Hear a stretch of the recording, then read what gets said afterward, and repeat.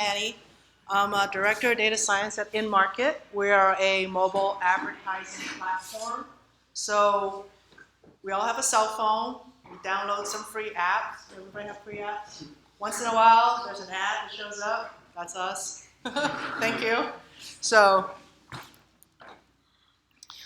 we're a mobile advertising platform. We target people where they are. Sometimes we target them who they are and where they've been.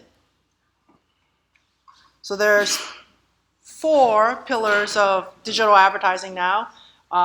We know all of these: display, search, and social. And now we have, oh, thank you. And now we have location, mobile, because location is context. This is an actual ad for Acura. It's a AR ad. If you went to the Ford dealer across the street, if you happen to have one of these ads, you will see how great Acura is across the street. And you can see yourself in the seat. And you can, this is actually in front of our office. So we're just doing it. So when you turn, it actually changes. It makes you look like you're in the driving seat. So we are in the location intelligence space. So what does that mean? That is basically deriving insights from geospatial data to solve a problem. How do we get this data? So we have our own and operated software development kit that we partner up with 900 plus apps in the ecosystem, both Apple and Android. And what do the apps get? They get intelligence on their app. And we get some location information. Everybody wants to know what the data looks like, so I just want to show. It's not that great. It looks like what we call an advertiser ID. This is an anonymized ID on your phone. Everybody has it. We don't know who you are. We just have this super long hexadecimal number. We have a timestamp. We have latitude, longitude, and horizontal accuracy. So this is basically what we get. We get billions of these things a day. And then we make that into a movement data. So that's, the previous data is called raw logs, raw data. And then we put it through a series of algorithms to figure out where have you been. So the advertiser ID is still the same, timestamp still the same. Now we know what venue you're at. So with the lat long and accuracy, now we know you went to Pete's Coffee because that's where it is.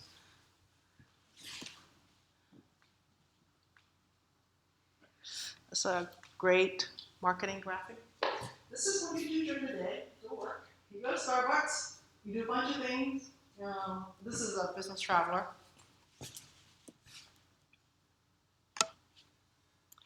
So what can we solve with location? So a lot of our retailers, they're brick and mortar companies, right? So let's say you're McDonald's and you're standing there and a lot of people are coming into your restaurant. Not everybody's the same. Like, who are your customers? And then when they leave your store, where do they go? Are they going to work? Are they going to the park? Are they going to school to pick up their kids? And then what motivates them, that's kind of like, who are they in essence? Are they convenience seekers? Are they millennial moms?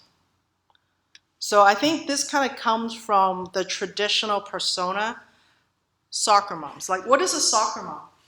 Is it a mom whose kids are in soccer? No, it's not. This is just a persona name given to busy parent with kids who have lots of activities. We just call it soccer mom, but they're not really a soccer mom, right? So, ooh, that looks funky in this format. So a soccer mom, in our world, we would divide up into where do they go. So they could go to Whole Foods and Target and Trader Joe's right? Or they could be a soccer mom that goes to Food for Less or Dollar Tree. So they could be healthy, wealthy soccer moms, and they could be value seekers soccer moms. So we call these hyper-focused segmentation. So these are the people we segment based on location intelligence, where they go in the real world. And then we combine it with the best of our demographics, interests, affinity, and many other characteristics. How is it made? So kind of coming back, any good model, there's two parts. There's the algorithm, and then there's the data. So the data, we have one-to-one on a mobile ID level, on an advertiser level. Obviously visits, demographics, that's age, income, ethnicity, house, you have kids or no kids, you rent or own a house, you have pets or no pets, you have a dog or cat, we know all that.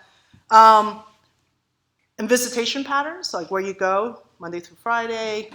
Do you go out Saturday night with your friends, or do you stay home? Or you go see a movie, or don't you? So we use machine learning to analyze billions of data points.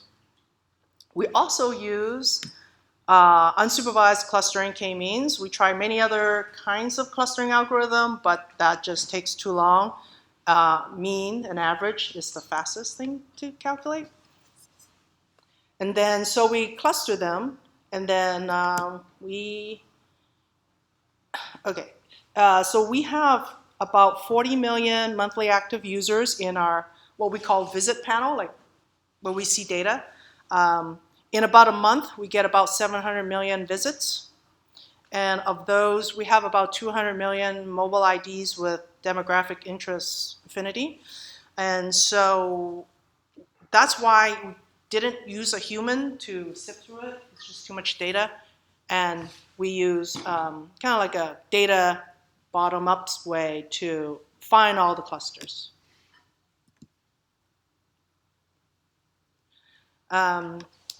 Same thing, we do the k-means clustering unsupervised, find the groups of people.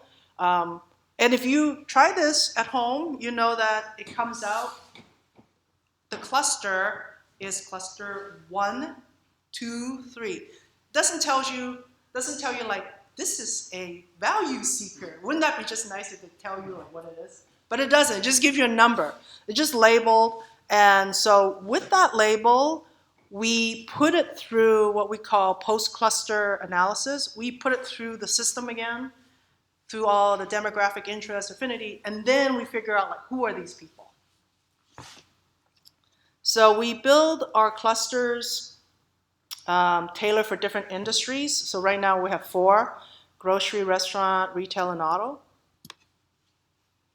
So why make different industries? As you know, like Guitar Center have a different problem set to solve, trying to figure out who's likely to buy their product.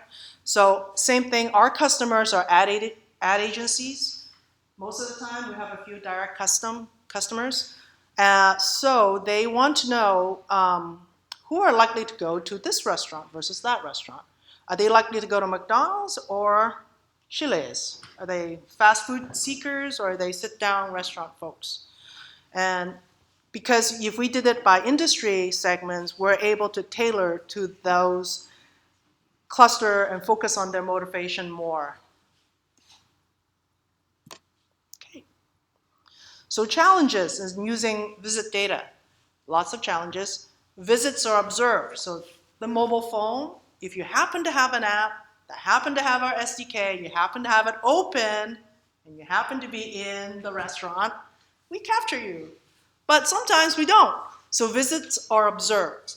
Observed visits do not represent all the places a person goes. So you're going to miss some important ones. So like this one, the diner, fine diner, like a person might not take out her phone during her fine dining experience, right? They just want to talk to your friends. Or maybe you just don't have that specific app open while you're waiting at the bank, right? So we don't capture everything. And so how do you overcome that problem? We use a large sample set. And we extend the time horizon very long so that we eventually, on average, will catch you. If you are a value seeker, we tend to see you at value, like discount stores. And then because if you think of it, it's just a sampling of where you go throughout the day. We will bin everybody into little frequencies. So it's not like you went to McDonald's twice in a month. That means you could have went 4 times, you only seen you twice, right? So maybe twice is the frequent folks in an observed world. Okay, here's one. This one is Jackie, a convenience seeker. This is a marketing slide. She's a convenience seeker, right? So who is this person? This is a typically female, typically around 45 to 54, in around this 65 to 75K income band. They like music. They probably have family. They're a club member because they have a club card. They like home improvement because we see them at Lowe's and Home Depot. And then this is their visitation information, like what kind of store do they typically go to. They like QSRs, quick serve restaurant, and when they purchase, they tend to purchase kids' clothing, store, and toys. Okay, here's, that's funky. This is auto. This is mass market hybrid geotype. So this is Harold. He is a sustainable single. He has high income. He's in the prime of his working age. He likes outdoors, cooking, investment, fitness. And then we have even more detail. So this is what we do after we do the clustering. We put the data back into the system to get all the attributes back so that we can see where do they frequent at. So that's from visits. We have some auto ownership information, so we know they typically have Acura, Lexus. If they go to a sit-down restaurant, they go to this type of restaurant. Fast foodie, these are the high income, but they love their Taco Bells. There are these people. I've met them. Okay. So what can we do with this insight? So one is we can use this data and say, hey, everybody that went to Walmart, what did they look like in terms of the retail geotypes? Our product is called geotypes. So you can look at the insight and see how they break out. And then after that, obviously, our customer love to target them. So here's one for Whole Foods. These are all the Whole Foods visitors. This is in the, I think this is in the grocery. Yeah, I think this is in the grocery industry. So in the ad business, we call it over-indexing. 100 is on par, on average. That's the national average. So anything over 100, these are more likely to have more of these types of folks. So for example, eager exercisers, we have more of those people going to Whole Foods than holiday shoppers or video gamers in the other end.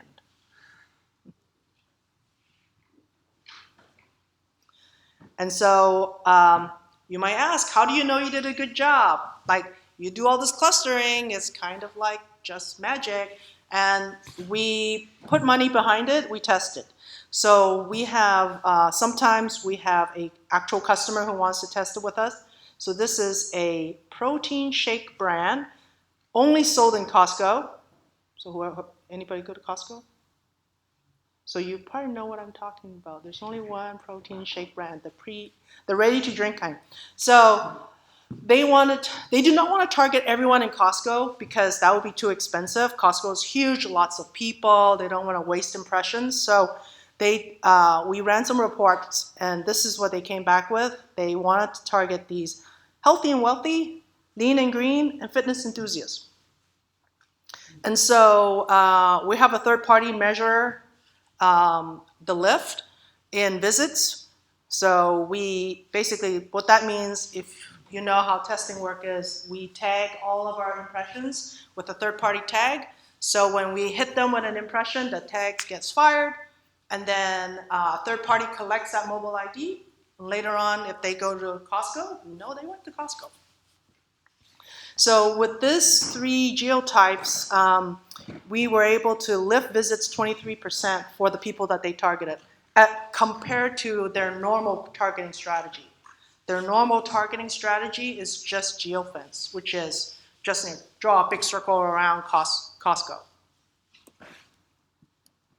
And that's it. Thank you.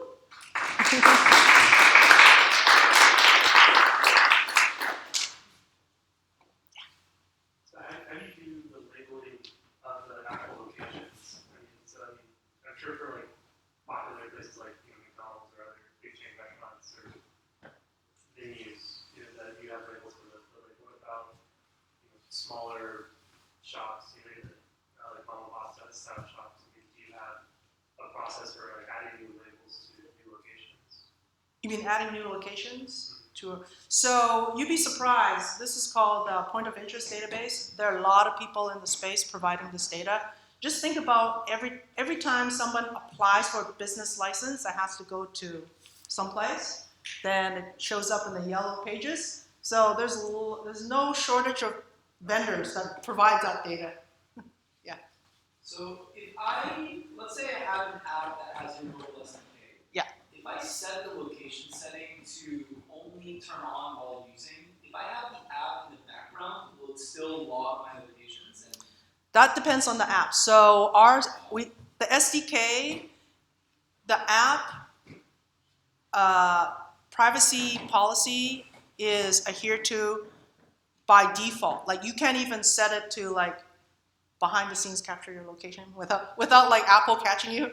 So it all depends on what you set it.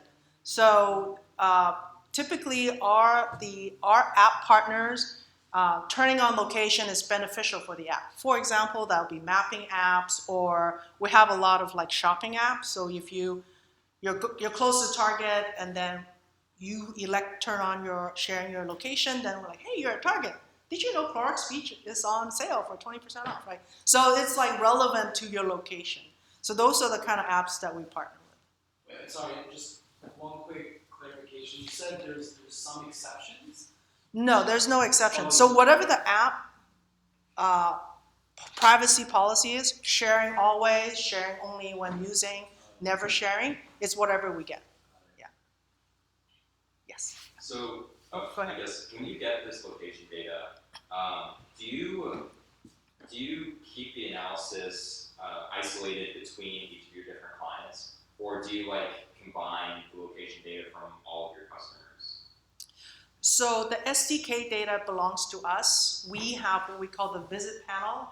That's everybody we see moving around the world, the US and Canada. And we actually have to delete data in the UK. We have this big square that we just get off. So the data belongs to us. So depending on who our clients is, like,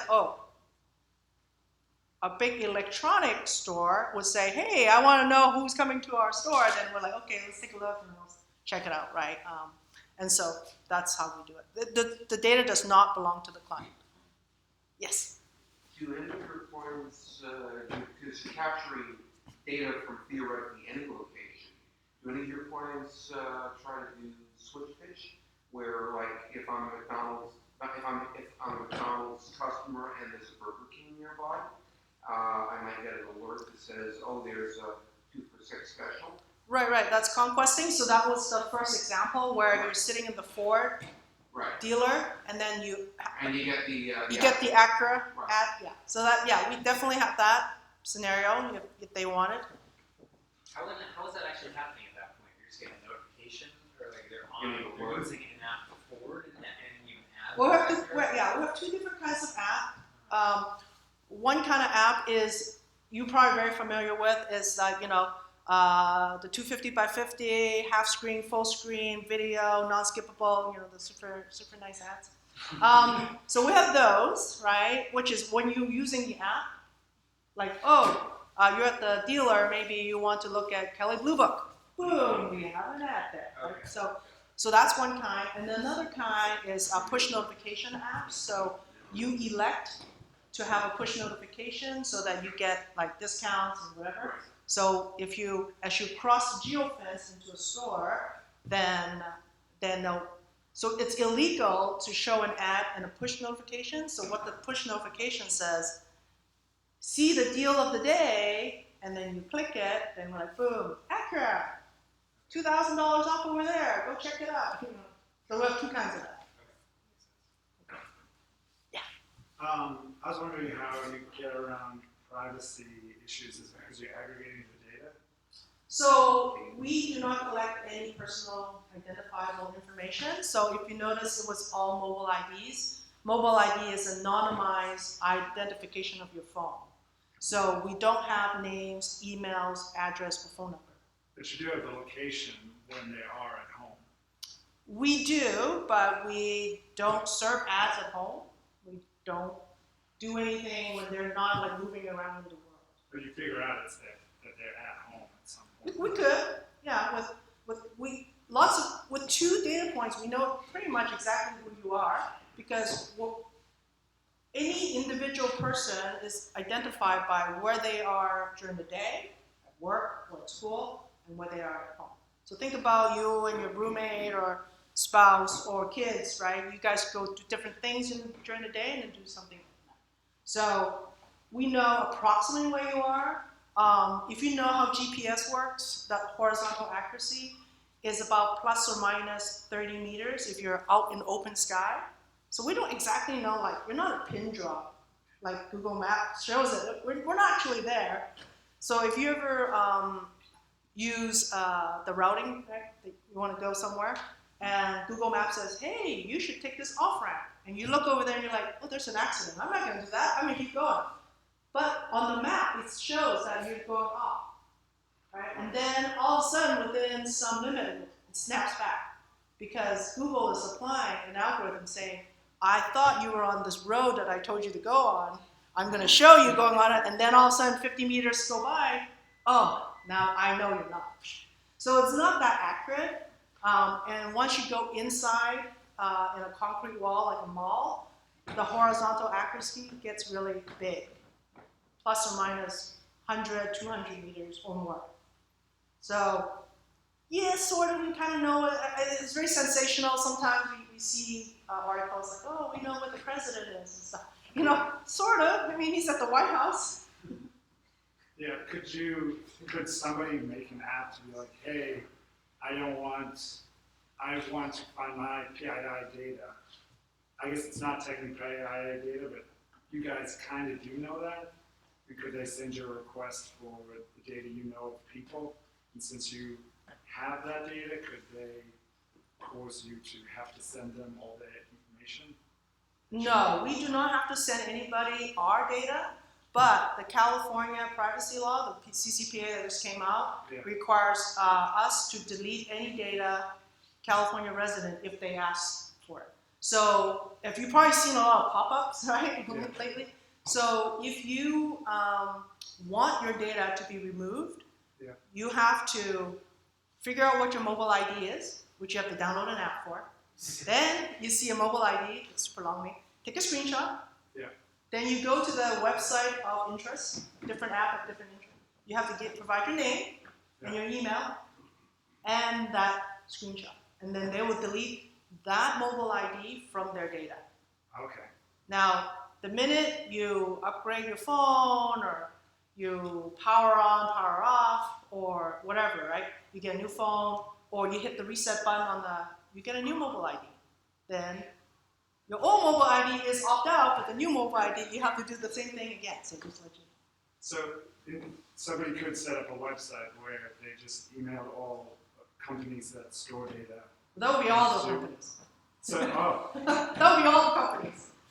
That would be every single mobile app. that sounds like a pretty good website. Yeah. You know, imagine you can be like off the grid. No, you can never be off the grid. You should not use your phone then. Then you'll be off the grid. All using the CCPA, couldn't you do that? No, CCPA is just saying that I own my mobile ID. I want you to take your historical data off of wherever you're storing it, company. So in order to do that, you have to provide positive identification. You own this mobile ID, which you have to provide your name and an email address and a screenshot, and then the company will remove it. But as you know, the mobile ID can cycle based on certain criteria, which I just mentioned. So once a cycle, that's a new mobile ID. And if you want to be off the new data going forward, you have to go do that whole So you're process. saying like the iPad or the computer or all Yeah. these other things like that. Correct. Yeah. So you said that you have to provide your name along with the mobile ID. Does that imply that the companies know, or like they have some connection between the name and the ID? We do not. Okay. But in order to get off of it, you have to provide so the part that we don't want somebody just starting randomly create all this mobile ID and just spam a advertiser like take me off of, I own these 5,000 mobile ID, take me off, because there's no positive, first of all, how do we even tell you that you were off without an email, right? So there's some information you have to provide. The minute you provide it, you become PII. So it'll be much easier if you want to get off of somebody's data set, is just to reset your mobile ID. Often, maybe once a week, whatever. They'll never catch up to you because it takes a little time for them to compile the data. In fact, I have a friend who has an Android phone. He's a developer, so he created a script that clicks the button at midnight every night. So that's his solution. So anyway, yes. So, the comment you made about, how you couldn't request to get your ID reset, but as soon as you get a new phone or upgrade or reset, it kind of doesn't really matter. I think, comments like that hint at kind of the disproportionate power it seems like these companies have now, in comparison to the consumer. And obviously, I'm here because I find these topics fascinating, but of course, as a practitioner, I hear these things, you have to always be mindful of ethical considerations, and how significant the power is.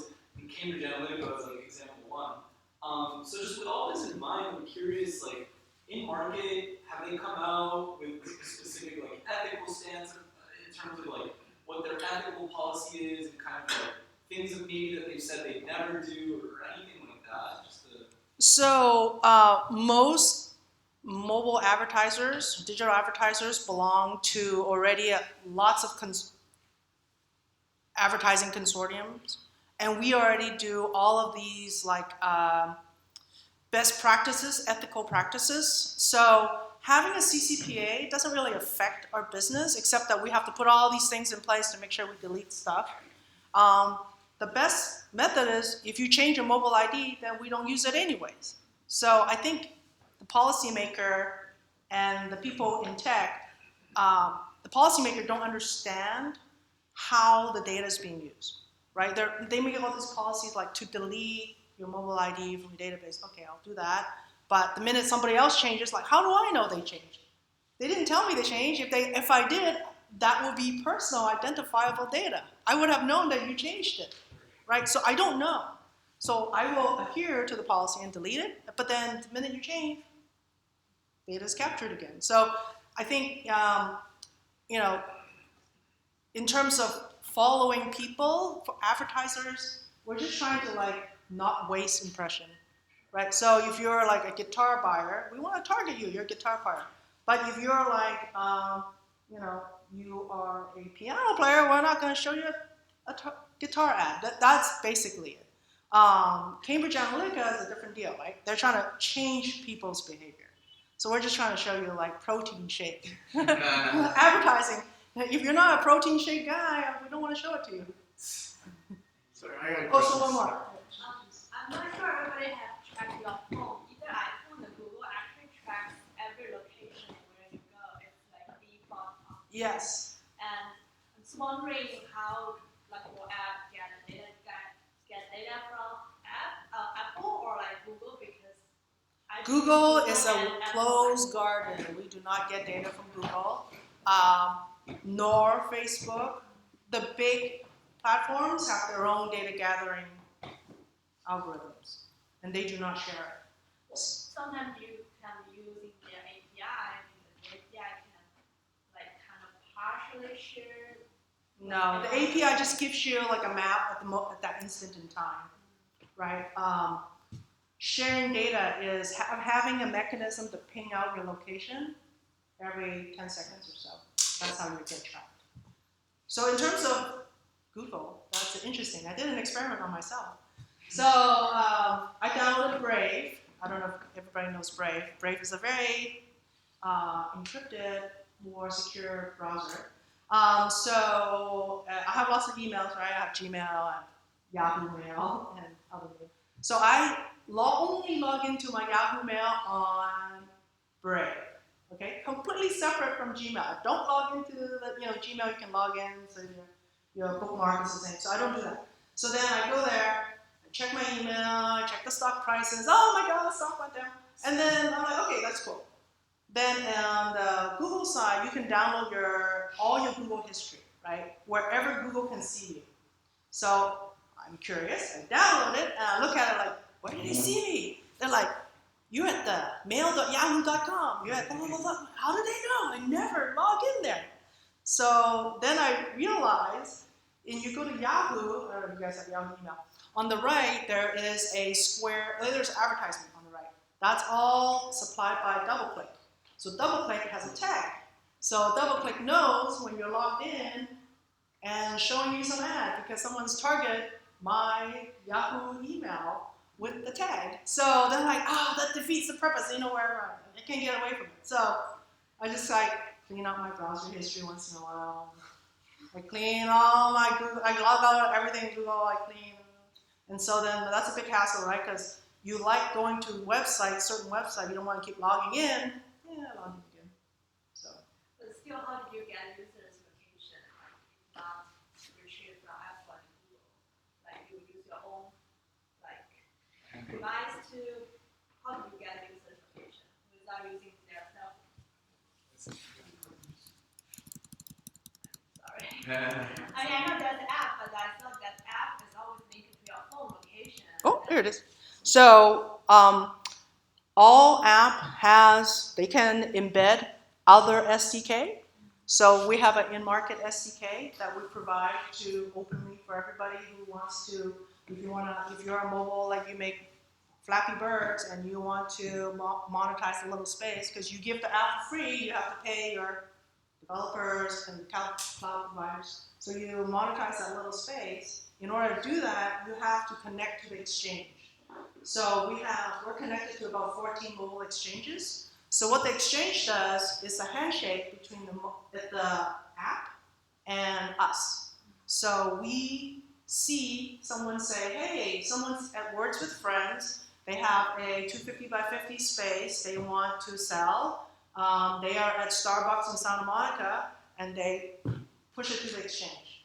And then platform like us and many other platforms, we're like, okay, well, yeah, we have a client who has a campaign we want to target Starbucks users at Santa Monica. We're going to bid. We bid, many people bid, highest bidder win, maybe second price auction, whatever. We bid, and then we show an ad. So how do we get that? Because we have to have an SDK in the app, right? So, so that's one way to get location data. Another way is always on, right? Opt-in. Opt-in SDK, which is unrelated to the auction, which is always in the app. So, for example, we have some receipt scanning apps, right? Receipt scanning apps who use it because they get points, then they get money off, this and that. So they're incentivized to do it. So they're like, okay, if you see Clorox bleach, scan your receipt and we'll give you 5 points. And when you have 100 points, you get X number of things, right? Whatever it is. So those require SDKs, and we provide that. Yes, two more. Oh, yeah. Yes. I'm just wondering, since you mentioned that the location data is opt-in, have you ever encountered an issue with selection bias with the users that choose not to opt in that may be different in some way? Right, so that's why we try to get into app that if you don't opt in, the app is a little bit not as useful, like weather app. Like weather app, you can use weather app without opting in the location, but you have to keep typing in where you are. I'm in Santa Monica, like it's a hassle for the user. So typically those apps, you want to opt in, and that's why we try to get into more of the location related apps. Okay.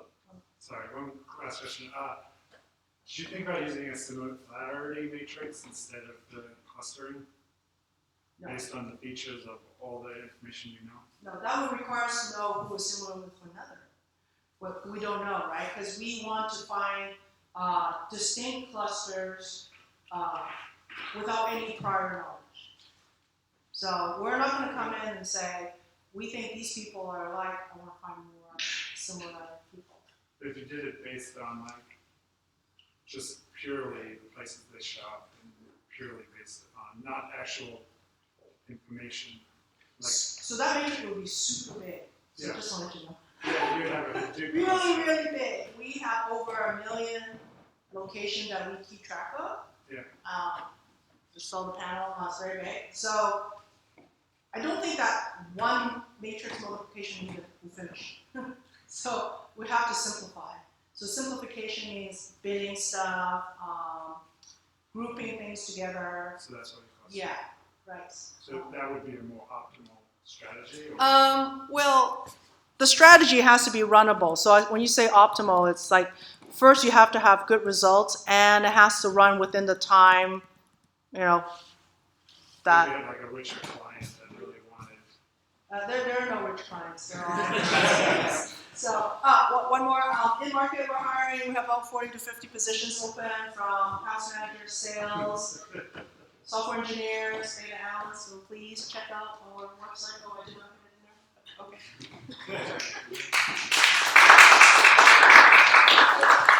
Thank you so much. Thank you, Amy. Thank you, Nahum. I'm glad we had such a lively Q&A for both speakers. That ends our scheduled broadcast for today, but please feel free to stick around, keep talking. The speakers, I think, are here. Make a friend, eat some more pizza. Thank you so much for coming, and I hope to see you next month.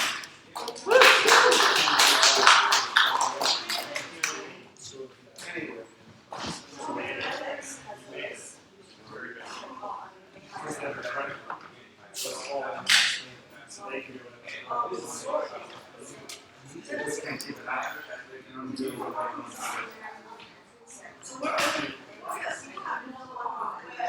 Yeah, I worked on it.